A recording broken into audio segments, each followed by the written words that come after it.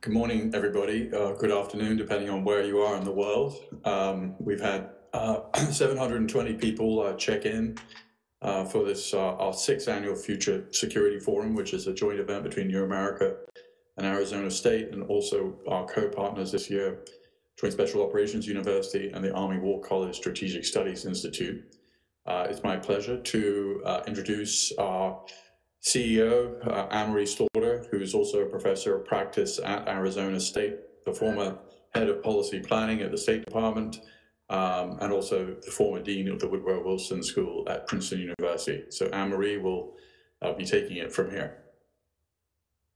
Thank you, Peter. Welcome to all of you. For those of you who don't know me, I am Anne-Marie Slaughter. I'm the CEO of New America. And it's my pleasure to welcome you to our 6th Future Security Forum. The forum, of course, is different this year.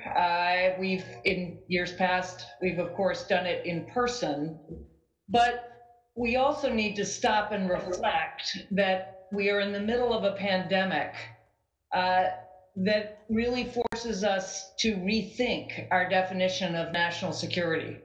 Almost 1 million people have died worldwide from a virus that only arrived in the United States at the beginning of this year. And it has killed more Americans than have died in all wars combined since the Korean War. Events like these, hinge events, change the way people understand the world and their concept of what both leaders and institutions must do to keep our country secure. This forum will explore those questions at a critical time. I'd like to start by thanking our partners, Arizona State University, and particularly President Michael Crow, who responded to an email from me 7 years ago, suggesting that we think jointly about the future of war. Senior Vice President and Chief of Staff Jim O'Brien will be giving remarks for President Crow later on in the forum. The Future of War project that has resulted from that partnership is co-led by Peter Bergen and Dan Rothenberg. The partnership is in its 6th year, and we've held over 100 events in DC and Arizona. We've reached thousands of thought leaders and journalists and professors and government officials, members of the military, really around the world. We created the Center on the Future of War, which is based at ASU. It has grown from Peter and Daniel to a team of over 14 faculty and over 150 affiliated faculty from multiple fields. We've done research projects on drones, terrorism, proxy war, and other issues, hybrid war. And recently, we have been responsible for the Coronavirus Daily Brief, which if you are not getting every morning, I strongly encourage you to sign up for. We've created the Global Masters in Global Security, or the Online Masters in Global Security, which is now in its 4th year with over 160 students. And ASU and New America and the Future of War Center have supported myriad national fellows at New America. I also want to especially thank our sponsors, the sponsors of the forum, Fordham Energy and Lockheed Martin, and also our organizing partners, the Global Special Operations Foundation, the Strategic Studies Institute of the Army War College, which is led by Director Carol Evans, and the Joint Special Operations University, led by President Colonel Isaiah Wilson III, Ike Wilson, who is a New America International Security Fellow and will be on our first panel. Before we plunge into our first panel, I want to emphasize that this forum is a different kind of DC policy conference. It is our signature event. Over the past 5 years, we've had 1,500 attendees and over 17,000 live stream views. Last year, we actually had over 67 million impressions on Twitter, and Future Security Forum was trending. I urge you to beat that record this year and to engage in real time using the hashtags Future Security Forum, also following our accounts New America ISP, New America, and at Future of War. We always have current and former leaders and indeed future senior leaders from our armed forces. We value their voices, and we are particularly grateful that they recognize the platform this conference provides to share their views. We also see this conference as a chance to exemplify what New America sees as a central part of our mission, which is to honestly confront the challenges caused by rapid technological and social change. Today, you're going to hear about how diverse views will actually make our country more secure, a discussion on preparedness, resilience, and global security during the pandemic, how to reinvent national security in light of COVID-19, and what the implications of COVID-19 are for the defense industry. We will have a wide range of topics today, tomorrow, and Thursday. This is a distributed forum. No one can Zoom for 3 days straight. We'll be talking about combating disinformation in the age of the coronavirus, U.S.-China relations after the pandemic, the future of far-right terrorism, and how proxy warfare is reshaping the world.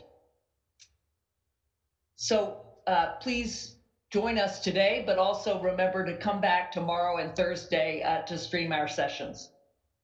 We're just about to start our first panel, but I do want to welcome New America's newest U.S. Army Fellow. In 2018, New America and the U.S. Army announced a new partnership that New America would host an Army Fellow. Colonel Dennis Willey was our first fellow. And last year, Colonel Frank Stanko joined the New America team.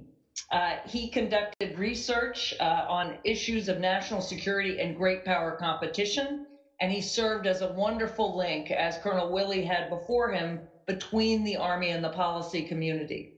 Colonel Stanko represented New America and the Army at a host of meetings and roundtables, spoke at many New America events, as well as the Special Operations Forces Policy Forum, which New America hosts with the Global Special Operations Forces Foundation. We were very sorry to see Colonel Stanko move on, but the fellowship is only a year, and this year we're honored to continue the partnership and to welcome our newest Army Fellow, Lieutenant Colonel Eric Johnson. We're welcome to the New America team. So let us now turn to our first panel, which is how can more diverse views make us more secure? I will be moderating the panel, and I'm delighted to introduce our three panelists, Ambassador Bonnie Jenkins, who is founder and president of the Women of Color Advancing Peace, Security, and Conflict Transformation, or I will call it WCAPS. Ambassador Jenkins was served in the U.S. State Department for from 2009 to 2017. I had the honor to work with her from 2009 to 2011. She was the coordinator for threat reduction programs in the Bureau of International Security and Nonproliferation. It would take me for the rest of the hour to go through all the things she led in that capacity. But welcome, Ambassador Jenkins. Our second panelist is Dr. Kimberly Leary, who holds many roles. She is currently the Senior Vice President at the Urban Institute. She's former advisor to the White House Council on Women.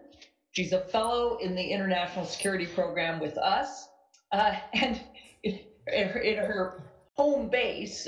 She is a professor at Harvard Medical School, and a faculty affiliate at the program of negotiation at Harvard University, Harvard Law School.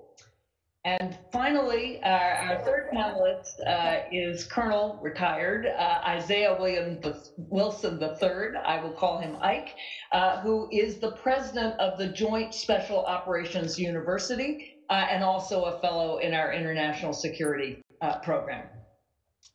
So our panel is about diversity in national security, a subject that is getting a great deal of attention. And in recent months, we have seen a growing number of organizations, not only Women of Color Advancing Peace and Security, WCAPS, but also the Diversity in National Security Network, and many subgroups representing different affiliations of there's out in national security, they're Middle East, Americans of Middle East descent in national security, many different manifestations of diversity in national security. But the question for our panel is really how we become more secure, more diverse, but even more important, what does that diversity actually mean for our security? So I'm going to direct questions to each of our panelists. I'm going to start with Ambassador Jenkins. Once she's responded, I will ask Colonel Wilson and Dr. Leary to join in to respond, and then I will direct another question to Dr. Leary and then to Colonel Wilson. So Ambassador Jenkins, let me start with you. As we've said, WCAPS means Women of Color Advancing Peace and Security. My question is whether or not we could say that women of color advance peace and security differently than white men or white women. Put another way, if in fact we saw full representation of women of color at national security tables in line with their proportion in the national population, would we expect a change in what's discussed and decided at those tables?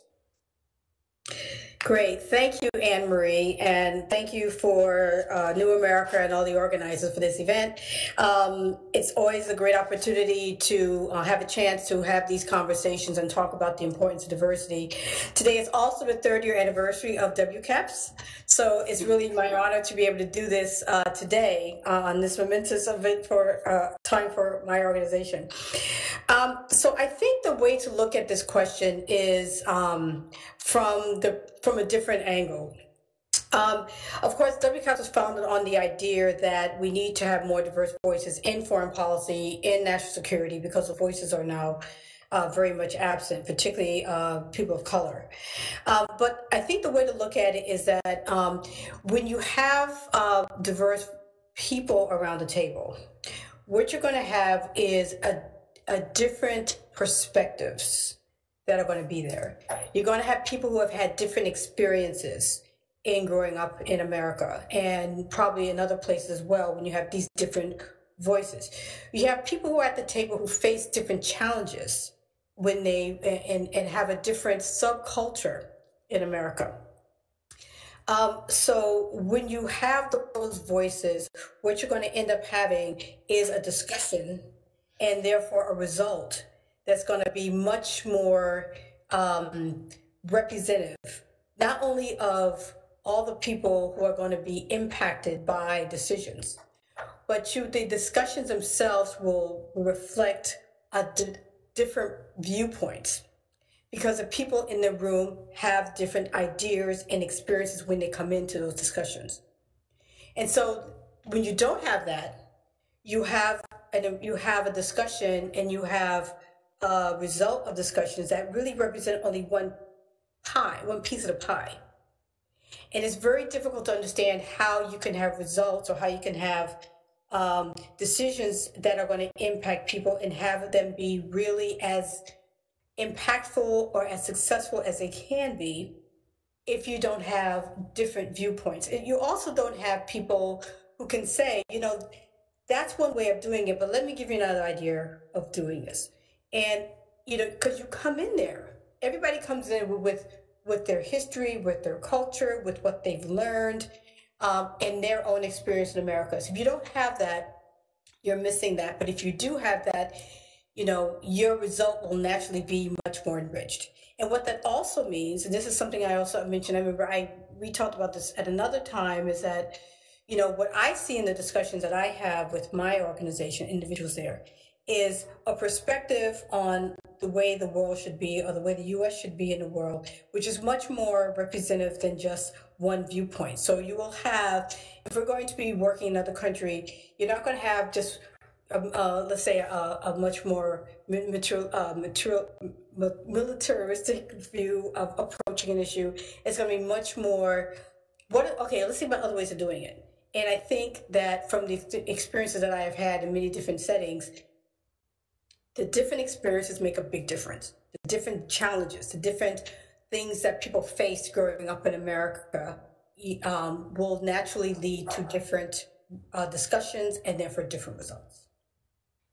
So thank you. And I'm going to ask Ike and Kim if you want to respond, if you add. I will just say that I think you make a very important point that in theory, if color made no difference, color, creed, national origin made no difference in the United States, if we truly had a race-blind society, then you would get people with the same life experiences regardless. But because color and creed and ethnic origin do matter in the United States, whether they should or not, people do have different life experiences. They come from different places. They've experienced discrimination or not, depending on their life. It is the intersection of your ethnic identity and your life in America that creates, or doesn't have to, but often creates a different view. I think it's very important to tease that out. But let me ask both either Ike or Kim if you want to jump in, and then I will direct a different question to Kim. Sure. First of all, thank you to Anne Marie, to New America, and I'm thrilled to be in conversation with my colleagues and my classmate, Bonnie Jenkins. We went to college together some time back. I think the ambassador really captures something really critical. When you think about inclusive security, it's not just who is making the decisions, but also what types of problems will be given weight, because of what you mentioned, Anne Marie, that different life experiences in the world are going to highlight different kinds of challenges and hence different solutions. And I can't think of a moment in time where this is more the case than right now, as we are dealing with concurrent crises, from a public health crisis that's turned into an economic crisis, it's turned into a long overdue reckoning with race in America, and may well be a democracy crisis as well. Different perspectives give us an understanding, as the ambassador said, of different points of view, and hence may open up different possibilities for solving, or at least making progress on those challenges. Great, thank you. Ike. Hi, Anne-Marie. Again, thank you for the opportunity to be with you today, and my thanks to my colleagues here. I hesitate to call you colleagues. I'm in awe of just the brief introductions that Anne-Marie gave of both of you, but Ambassador Jenkins, Dr. Leary, happy to be with you today. I'd just like to add a couple of things to what both the ambassador and Professor Leary have already put on the table, which I agree with 100%. The first point goes back to Anne-Marie, to your preamble. And really the whole governing purpose of New America, what it does is purposing value proposition, and particularly the Center for the Study of the Future of War, that we don't need anything other than the current perfectly sociopathic enemy of a biological virus pandemic, COVID-19, to show us that perhaps our understandings and framings of what constitutes the domain of peace and war fundamentally have always been narrowcasted far too much, and predominantly to the militarization of in the instrumental practice in the applications of force, a very specific application through military, and even more specific through kinetic action. That's a task. That's not the purpose of war. War being a political objective based on a political object to obtain some relative form of peace as we can come to know it. So I think just by the nature of the compounded threats that Dr. Leary just gave us an explanation of in the points that the ambassador made earlier, these threats today, I hate to give any type of enemy, biological or man-made or whatever, a thank you card, but it's really an eye-opener in terms of what we've been narrowcasting far too long, frankly, since the beginning of our republic. And we can maybe talk a little bit about that later. Part of that expansion of beyond our utility of force in very specific kinetic military terms to a more broad and ecumenical understanding of the purpose of utility of any type of force and all of them combined, we realize that there's no water's edge to anything anymore. There's only a separation from a constructivist almost sense of the way we make it between the local and the grand, between the small and the large conflict and war. And so human security matters across a broad spectrum, well beyond the military. In fact, the military aspects of this should be last considered. We have to begin there. Our values as a nation, both as a member of a community of nations as well as one of its leading powers, our interests, our values are a core interest, and they are inextricably linked with the rest of the world. And so I think COVID is really bringing to light what the United States has been going through with the rest of the world, since maybe the turn of this latest century, in terms of our own Springs movement, and understanding that these, our interests have to be considered and approached as part of the local human security concerns. So traditional senses of national security and defense are human security concerns. When you open that aperture, that puts you right in the realm of what is your bounty of force for power purposes. And I think that really expands well beyond the classic military instrument. And I'll pause there. Thank you. And for those of you listening who might be IR students, I hope you caught the reference to constructivism. Not always that you hear that in the Washington, D.C. forum, but I hope you caught it. So, Dr. Leary, I want to come back on the issue of sort of how we accomplish not just diversity, but inclusion and equitable participation. Because one of the things many of us who are on an equity journey are coming to understand is the big difference between simply having a certain number of women around the table, of people of color, all the other kinds of diversity, and actually getting to a place where you are hearing and valuing them enough to actually benefit. So you have a background in both psychology and organizational behavior, and in studying negotiations. So from your command of the literature, what works best to ensure genuine diversity of thought and perspective in organizations and on teams? And then if you could talk about how that general knowledge might be specifically applied to national security. Okay, that's a number of questions. Let me do my best here.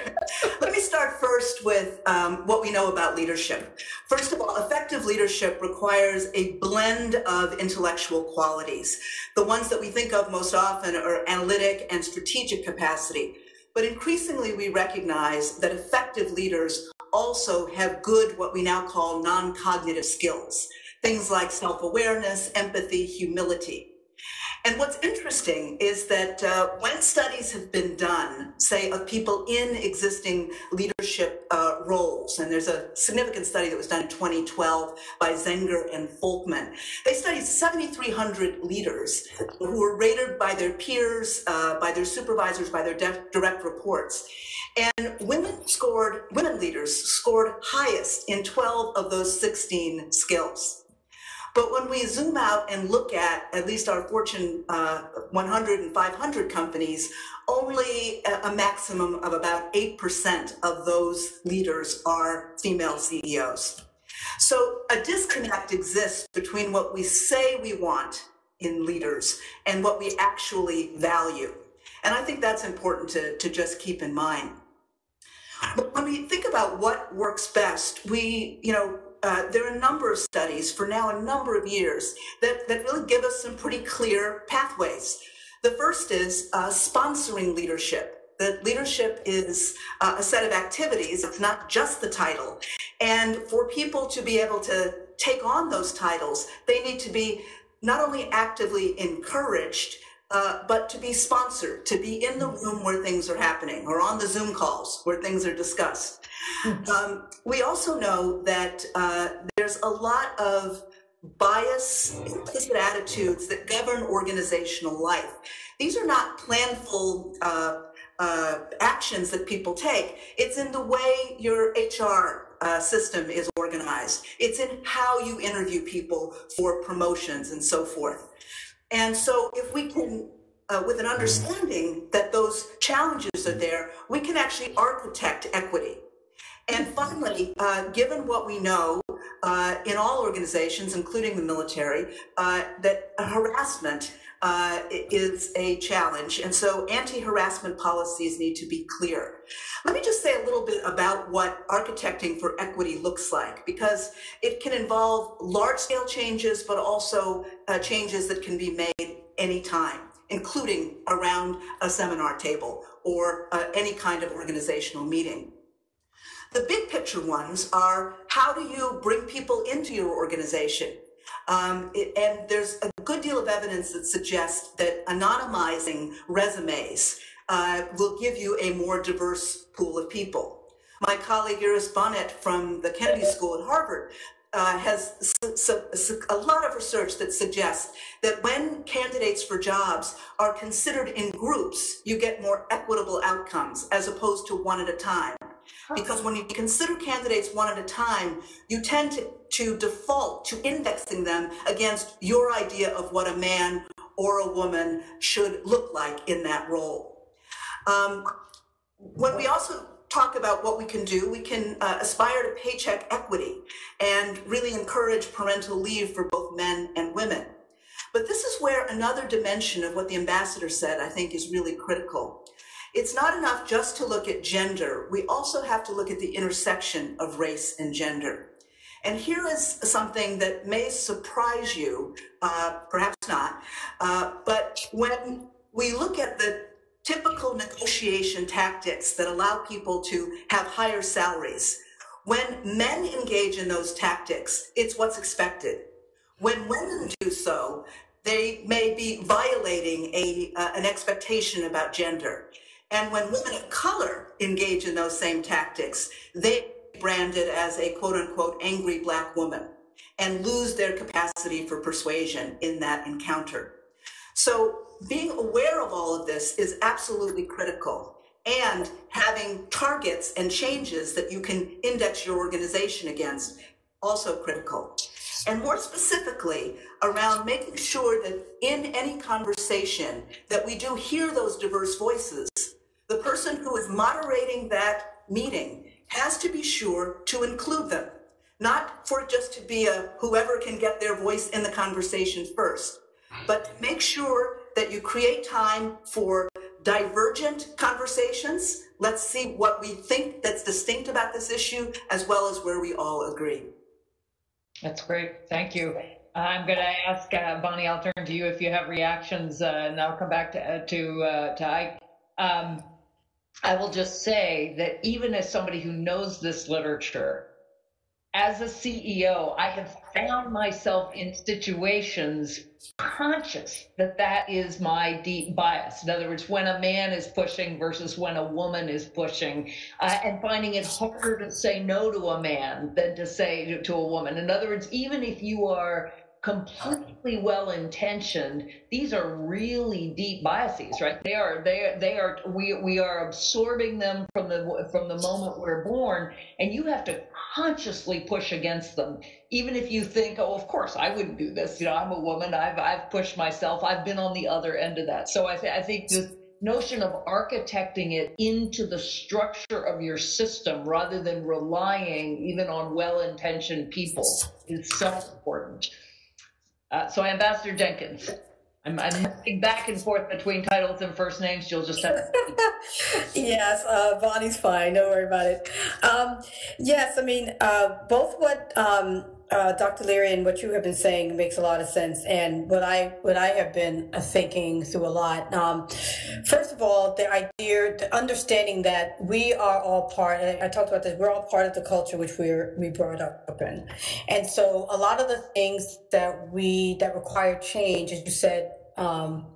Requires conscious thinking of first of all, and for me the big word is awareness. I mean, you have to actually be aware of the situation and aware of thinking about the situation. I mean, there was a good friend of both Kim's and I's from college who once told me a long time ago about racism and discrimination, and something that I carry with me everywhere, which is, don't carry someone else's burden. Don't carry somebody else's issues. And when you're in a room and you're the diverse person or one of a few diverse people, and we know that if you have a large room, being one person is not enough. You need to have more than one person to expect, oh, now we have one person, so now we're diverse. Yeah, you may have one person, but that doesn't really make it diverse, and it doesn't, two, necessarily lead to a diversity in conversation. Because there are other things that go on, which I'll talk about very briefly. But, feeling as if, there's, everyone knows about the imposter syndrome, and there's the idea of, feeling like I don't belong here, or why am I here? I'm not as good enough. So in addition to being a diverse person and having to carry that burden, there's also often the burden of what is this person thinking, or what is that person thinking? And in doing that, one is taking on everyone else's biases. And by not doing that and starting to separate yourself from that, you start to be aware yourself of where these cues are coming from, and where a cue is coming from a culture, and where a cue is real. And so culturally, you're taught to think a certain way. Oh, I'm not as good. Oh, I shouldn't be here. No matter how much you may have worked to get to that place. And as you know, people of color have to work twice as hard to get what they get.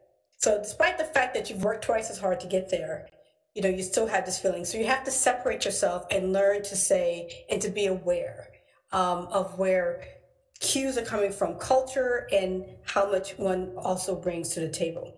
And, this issue of awareness is so important. And to pick up some of the things that my good friend Kim has said, that you have to also be aware of who's in the room. So if you are, as we were saying, the chair of a discussion, and you see that there's one woman there, or two women out of 100 people, or one person of color, being aware of the fact that this is the situation that exists. And what can I do to help make sure that this person does not feel as if, they can't speak? Or let me take a second to think about what they might be thinking and what they might be feeling. And if this person does say something and a man repeats it, say, as she said, pick up on that point. Or, some of my classes that I teach, if I see somebody's not speaking up, I'll say, do you have something to add? Would you like to come in on this conversation? This is all about awareness, though. You have to be aware, first of all, and then you have to be willing to take that extra step and to say that I want this person to feel included. That means I need to do a little more, and I think that unless you have people willing to do that, then the person who is the only person will always feel that imposter syndrome. They'll always feel I'm not a part of this. And this whole idea of diversity and inclusion won't get you anywhere, because you won't actually have the diversity of conversation and thought that you want to actually have a better result. I think it's so right. And I will say that early on in my career, I had the good fortune to be mentored by Robert Cohan, who is a very distinguished political scientist who has supported many, many women in the profession. And I realized early on that I was smarter around him because he expected me to be smart. And there's so many micro signals that you get, where somebody, we all know how to communicate those little messages, as Kim said, that's what leaders do. And that, the way you talk to someone whose views you really respect, and the way you listen to someone whose views you respect, if you feel that coming at you, you're smarter, right? As opposed to feeling like the person just can't wait for you to finish talking. So in very micro ways. So Ike, I'll ask you to respond, but I'll ask you specifically, given your position as president of the College for Special Forces, to talk about how you hope to increase diversity there, or more broadly, you're obviously not in charge of all the special forces, but the special forces are a part of the military that are relatively less diverse, just like the upper echelons of the leadership, the 3- and 4-star generals. And of course, there are some standard narratives about where the Army is, in particular the military, on issues of racial equity. But it's quite noticeable that in some of the most prestigious parts of the military, Special Forces being one, suddenly you're much less diverse. So if you would respond, but also then to talk about how you think about actually increasing diversity there. Boy, that's a big piece of the pie to bite off. I'm going to try my best here and correct my homework. If I don't get it completely right, we can come around the second round and I can pick it up again. But diving into it, a couple of points just to reinforce my colleagues here. We talked about intersectionality, and Anne-Marie, I think you raised the term, were first ones to raise the term today. When I talk about compound security and everything that we talked about previously, intersectionality, issues of identity and intersectionality, the intersectionality of all things, but to point out a few: race, class, gender, sexuality. All those are governing dynamics of this new compound security dilemma that I think lies at the core of this change and ever-changing character of global geopolitical, geostrategic competition that really has to be taken on as a core issue, as a national core interest, a global security interest, not just something from the peripheral and from the quote-unquote domestic realm, because not getting that right will have direct impacts on, from a military standpoint, specifically military effectiveness, from a battlefield instrumentality effectiveness, from senses of cohesion, et cetera. I want to go back to tying into your question on what are we doing in terms of SOF as we grapple with SOF's changing identity amid all these things that we're talking about. A special category, intentional pun on the term of special operations. We're intended to be different in a special way, a unique, peculiar way from the other armed services. That's why we were given birth to organizationally back in 1987 in the wake of the Goldwater-Nichols reforms. So we're unfortunately in a negative way quite the same in terms of where the services are, and this large say-do gap as you look at the demographics and what they represent or fail to represent in terms of the full intention of further acculturation and inclusivity of the republic that we are supposed to serve. All those are about say-do gaps. I want to go back to Dr. Leary's point on leadership. And so it starts at the top, it ends, and all of us are leaders. And whether we're talking about individually being an upstander, what can individually we be to be better upstanders and not bystanders, and making our environment, even to ourself, in close proximity to self, more inclusive in an intersectionality standpoint. Things that you can practically do to establish that climate.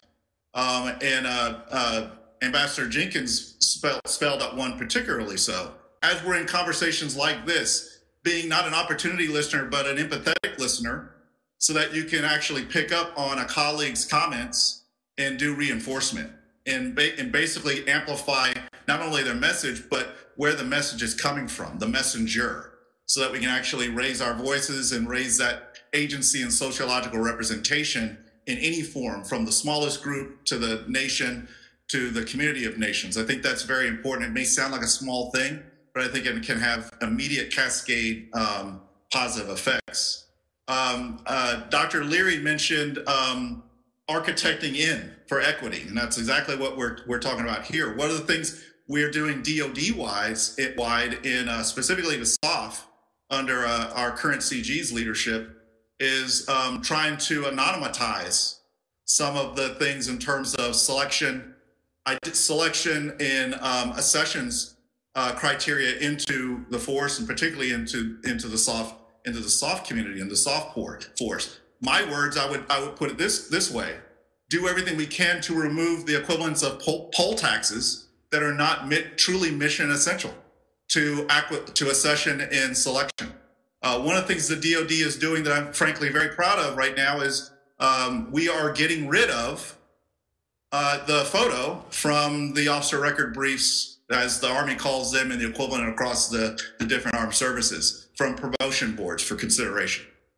Now, on the other side of that, I think that's a really positive trend in a positive direction. On the other side, I think unfortunately our republic has not matured yet to the point, frankly, to where sociological look like me matters still matter. Part of the reason why I believe one of the attributes I bring to special operations community, and particularly to its education forums, SOF's University, is that I'm a Black man who is a member of the profession of arms, SOF for life, and soldier for life.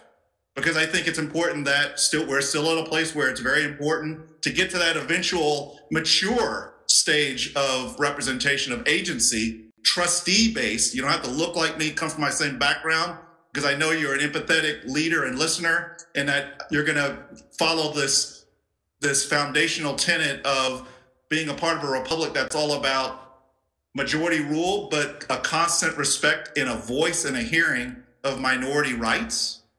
Until we get there, it's going to matter to have some sociological representation at the right places through the full life cycle, particularly in our professions that we represent here today. If not for anything, to get information out on opportunities like unique, different lifelong career in special operations, and also to establish the right kind of mentoring channels. I put on the table, and I'll pause here, I'll end here. I think mentoring is a major place that we have to look at. It's something that the military professions take very seriously. I think we need to go the next step and encourage, if not incentivize, maybe even through some compellence, some not like, different than myself type of expectations of senior leaders in going their part of the journey towards establishing different kinds of mentoring relationships, both from an agency and, most importantly, at the time we're at now in our republic, sociological based mentorship channels. That's how information and awareness is built. And I'll pause there. Thanks. Thank you. And we have 10 more minutes, so I'm turning it to the audience as well. Please send in your questions, and I will. Somebody is collecting them, and I will do my best to ask them. I'm really fascinated by the idea of anonymizing and taking pictures off of special forces applications, and I'm thinking to myself of the number of little girls I know who have completely androgynous names. I mean, there's just no way you can tell gender from the name, and thinking, so if you don't have a picture and you have a name like Jordan, that could be either, who knows what the special forces of the future will look like. And of course, as you say, making sure that the tests are actually necessary to the mission rather than being traditional. That's quite exciting. That's right. And Amory, I would just say it's not only special operations that's anonymizing those record briefs for promotion. It's across the entire DoD from the Secretariat. That's wonderful. So we have a question here to Ambassador Jenkins from Sam Dagger, who says, based on your experience overseas, how did your foreign interlocutors react in different regions of the world to diversity, more specifically dealing with a Black U.S. official, I'd say a Black woman, and particularly, Bonnie, because you were dealing with nuclear threat, which is not an area where that is particularly diverse. Great, thank you for that question. Yes, it was very often that I entered rooms that I could tell that there was a little bit of surprise at who I was walking in. I will say that most people, when I had meetings as an ambassador, they kind of read up beforehand, so they knew who I was and what I looked like. So when I walked in the room, it wasn't a complete surprise. But it certainly was different because talking about being the only person in the room, that was very often the case. Being at the rank of an ambassador, I think that it made it a little more difficult for people who may have had issues to express them. But it was certainly many times when I was, that I did get the sense that, wow, this is something a little different. I think that that's why we should have more people of color who are ambassadors and leading delegations, because I think it would be nice when there was a time when that was not a surprise, that it wasn't like, oh my goodness. It would be nice to see a time when it was recognized that we have women and people of color who are in these leadership roles and who are entrusted with promoting the policies of the United States around the world, so that we need to get much better at. I will say that there was a meeting that I went to in Russia, and the entire delegation was women, and that walked into that room. And the first reaction that we got was, wow, it's a delegation of all women. And we had said before we walked into the room, we said, this is going to be interesting, because it was an issue on weapons of mass destruction. It wasn't just on nuclear, it was on chemical and biological weapons as well. And and that was the first thing that they said was, and so it was so much of a surprise that they could not keep it in. I led a tech delegation, an all-women's tech delegation to Sierra Leone and Liberia right after I left the State Department, and it was the same thing. It was tech, right? And so lots of people were not expecting us, and to me, that's when I often feel proudest of the United States. I remember being in Beijing at the World Exposition in 2010, and there were a number of young African Americans who were speaking fluent Chinese, and you could have bowled some of our Chinese interlocutors over with a feather. They just couldn't quite get their mind around it. And for me, that was a moment of great pride. So we have a question, actually, Kim, that I'm going to direct to you, and then I think Ike will have something to say too. It's from Mark Hageroth, who is the Chancellor of the University of North Dakota and also an international security fellow. And his question pertains to the nature of resumes. This goes very much in terms of how we hire, how we include, as he says, what some refer to as the brag sheet. But he says we have a large population of Native Americans, American Indian colleges, and their culture is still very strongly tribe or clan-based and values modesty. And they're uncomfortable taking credit and bragging about their abilities. I would say that there have been studies done also on East Asian cultures that are similarly much less boastful. The Britons would say the same thing, actually, about many Americans. So the question is, and I'll start with Kim, any thoughts on how we can move to a system of evaluation or hiring or scholarships that can take account of these cultural differences, of cultures more of modesty and humility? Well, I would say this goes very much to the ambassador's invitation to us to be aware. If you are listening to a candidate talk about himself or herself, and they have every reason to be saying much more about what they've achieved, but they are not, to have in the back of your mind, I need to know where that's coming from. Is that coming from culture? Is it coming from personal modesty? Or are there some demand characteristics of this particular interview that I'm not aware of that are calling for that modesty at a time when other candidates might see the same structure of the interview as one that allows them to say everything they've done and maybe possibly more than they've actually done in the service of trying to achieve that job. But I think the other part of this, and this is where mentoring comes in, you know, there is so very much that kids learn in elementary school about how to get themselves to junior high school, to high school, and so forth. There are all kinds of those non-cognitive skills that are consolidated early on, and again, they're not conscious always. So when we think about mentoring, mentoring is about understanding the rooms that you'll be entering and having a broad portfolio of actions that you might engage in those rooms, and to be able to appreciate that as activities, not as fully representative of your soul or your culture or what have you. So that, you know, mentoring helps people to develop a larger portfolio of skills and to use them more broadly.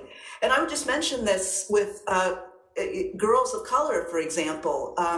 They show up as extremely talented when you ask them, you know, do you want to be a leader? The Girl Scouts have a wonderful study about this. But when you look at the disproportionate rates of school discipline and so forth, you see that they are also showing up, that their outspokenness gets them in trouble. Yeah. And so, you know, organizations, a new one, 1 Billion Black Girls, I think aims to look at this very large landscape of what does mentoring, education, and career advising look like over the course of a life. That is great. Ike, I'll ask you the same question from the point of view, again, of the special forces, but I will say, you know, I always say that my husband taught me basically to project as a man. He literally mentored me to say, you know, if you start every conversation with, I really don't know anything about this, but no one's going to listen to you. And of course, and that's a very classic way that women sort of try not to take up room when they speak, which is really can be quite disastrous, particularly in national security circles. So I think you're going to get the last word here. We've got about 2 minutes. If we have not, I will. I've still got a question up my sleeve. Okay, thanks, Anne Marie. I think a couple of points. I think, as Dr. Leary said, appreciating the rooms you might be entering from a mentoring and mentorship standpoint. The reverse is also true. It's vital for the mentee, but the feedback to the mentor is equally vital, because in that relationship, as much as that relationship is diverse and inclusive, that feedback back to that senior leader, that senior mentor, they'll understand the kinds of rooms and architectures that they need to be opening and establishing and sustaining and maintaining. So it's a mutually affecting relationships. In terms of the resumes question specifically, I think making them as anonymous as possible, but getting to your point, your question, Anne Marie, of dealing with, you know, certain cultures, certain backgrounds that, you know, bring a greater relative modesty, and how it's very difficult to what we might call self-promote actively. Broadly speaking, the military, as we transition out of the military, we have that challenge in a broad sense because of the dominant profession of arms, relatively speaking, of quiet professionalism, and we just are not accustomed to even using the word I or me. So that's a compounded factor when you look at the military services, and I think it's even further compounded when you look at special operations, whose moniker since the colonial period has been the quiet professionals.